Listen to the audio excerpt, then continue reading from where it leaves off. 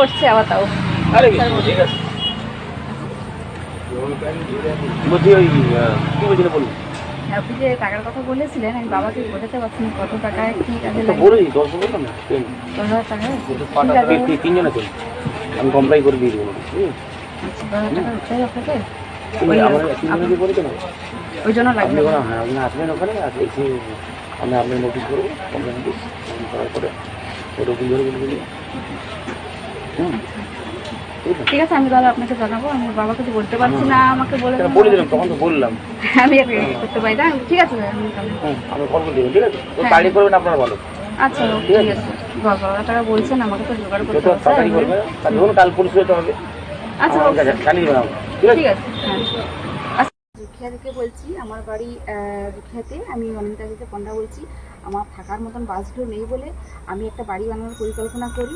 মিস্ত্রির কাছে যাই, মিস্ত্রি একটা হিসাব দেয় আমাকে।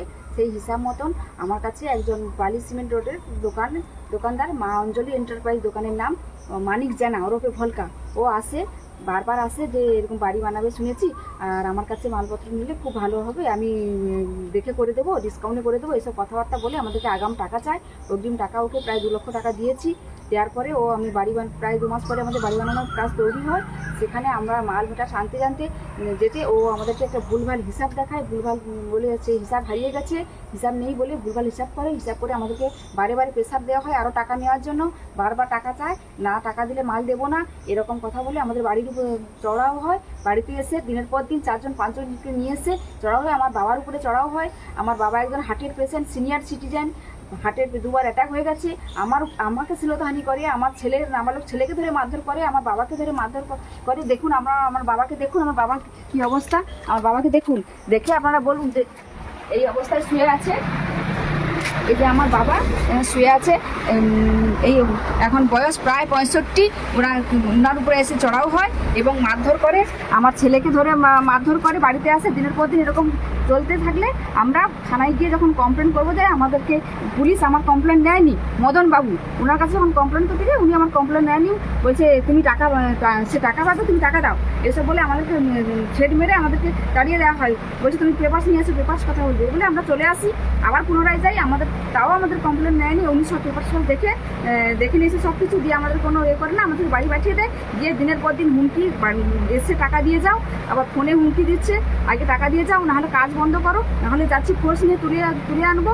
এরকম বারে বারে আমাদেরকে ফোন করা হয়, ফোনে হুমকি দেওয়া হয়। মদন কুমার উনি একজন ছোটোবাবু, উনি থানা, বারবার আমাদেরকে এরকমভাবে হেনস্থা করা হয়। দেওয়ার পরে একদিন আমাদের বাড়িতেও আসেন উনি 2-3জনকে নিয়ে এসে বলছে তোমাদের নামে কেস হয়ে গেছে। বলছে কী কেস? না হ্যাঁ কেস হয়ে গেছে, চুরির কেস, তোমরা চুরি করেছো। কি চুরি করেছে?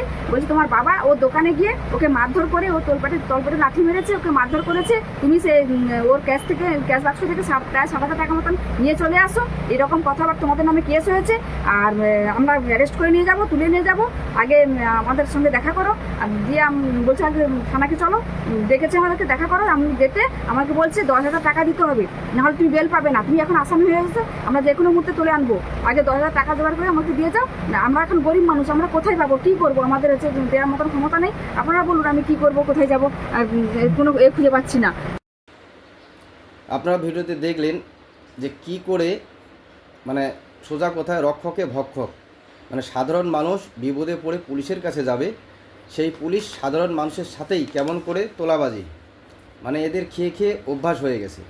তো যাই হোক বন্ধুরা, এই পোস্টটি আমাদের রাজ্যের বিরোধী দলনেতা শুভেন্দু অধিকারী তিনি তার ফেসবুকে দিয়েছেন এবং তিনি লিখেছেন যে ভগবানপুর বিধানসভার 2 নম্বর জুখিয়া অঞ্চলে অনিন্দিতা আচার্য পাণ্ডা ও এক ব্যবসায়িক বিষয়কে কেন্দ্র করে একটি ঝামেলা হয়। বিষয়টি নিয়ে অনিন্দিতা দেবী থানায় অভিযোগ জানাতে গেলে ভূপতিনগর থানার এসআই মদন কাউর অভিযোগ নেননি, উল্টে পরবর্তীকালে ওই ব্যবসায়ীকে দিয়ে অনিন্দিতা দেবী ও তার অসুস্থ বৃদ্ধ বাবা এবং তার নাবালক ছেলের নামে মিথ্যা মামলা দায়ের করান। এরপর ওই পুলিশ অফিসার বিভিন্নভাবে ওই মহিলা এবং তার পরিবারকে উত্ত্যক্ত করা শুরু করেন এবং 10,000 টাকা দাবি করেন। টাকা না দিলে অ্যারেস্ট করার হুমকি দেন। পশ্চিমবঙ্গ পুলিশের এখন এটাই মুখ। পশ্চিমবঙ্গ পুলিশের কাছে এখন মানবিকতা, নিরপেক্ষতা আশা করাই বৃথা। রাজ্যের প্রায় প্রত্যেকটি থানাতে সাধারণ মানুষের অভিযোগ নেওয়া হয় না। অভিযোগ জানাতে গেলেও সেখানে টাকার দাবি করা হয়। রাজ্যের আইনশৃঙ্খলা নেই, সাধারণ মানুষ তাদের রক্ষাকর্তা হিসেবে পুলিশের কাছেই যান। পুলিশ যদি এমন অমানবিক হয় তবে সাধারণ মানুষ কার কাছে যাবেন? তো এটা আমাদের রাজ্যের বিরোধী দলনেতা শুভেন্দু অধিকারী তিনি কিন্তু তার ফেসবুক পোস্টে দিয়েছেন এবং লিখেছেন। কিন্তু আমরা ভিডিওতেও যেটা দেখলাম এবং এই ভদ্র মহিলা যিনি এই কথা বলছেন এবং ভিডিওতে প্রকাশ্যে দেখা যাচ্ছে যে সেই পুলিশ অফিসার এসআই ওনাকে কিন্তু 10,000 টাকার কথা বলা হচ্ছে এবং 10,000 টাকার কথা বলা হলে যদিও কথাগুলি স্পষ্ট শোনা যাচ্ছে না, কিন্তু তিনি বলছেন যে তিনি তাহলে একটা নোটিশ করে দেবেন আর কি, মানে 10,000 টাকা দিলে ওরা 3 জন আসে তাহলে তিনি একটা নোটিশ করে দেবেন। আবার যদি না দেন তার মানে এখানে তো পরিষ্কার বোঝাই যাচ্ছে যে কোথাকার কেস কোথায় উল্টে। এবং এটা শুধু এখানকার ঘটনা নয়, আমি বলবো যে এখন যেমন বিরোধী দলনেতা লিখেছেন যে প্রত্যেকটি থানায়, বেশিরভাগ থানায় কিন্তু এরকম করা হচ্ছে যে কার কাছে কেমন করে টাকা খাওয়া যাবে। এবং যারা সাধারণ মানুষ তারা কেস সম্পর্কে বেশি বোঝেন না, তাদের কথা বেশি নেতারাও ধরেন না, যার ফলেই কিন্তু এই ঘটনাগুলি প্রতিনিয়ত ঘটতে চলেছে। এখন কথা হচ্ছে যে সাধারণ মানুষ যারা আইনসম্মত জ্ঞান নেই তারা কোথায় যাবে?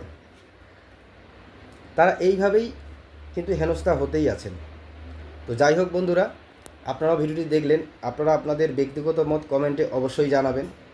এবং যেখানেই এই ধরনের আপনারা পুলিশ দেখবেন যারা তোলাবাজি করছে, যারা এরকম করে দুর্নীতি করছে, অন্যায় করছে সাধারণ মানুষের, যেমন করেই হোক এরকম করে সোশ্যাল মিডিয়ায় ভিডিও করেন এবং সোশ্যাল মিডিয়ায় ছেড়ে দেন। দেখুন এরকম করেই হয়তো এক সময় এই সমস্ত দুর্নীতিবাজ পুলিশের বিরুদ্ধে পদক্ষেপ হবেই। তো যাই হোক, সজাগ থাকবেন, সচেতন থাকবেন।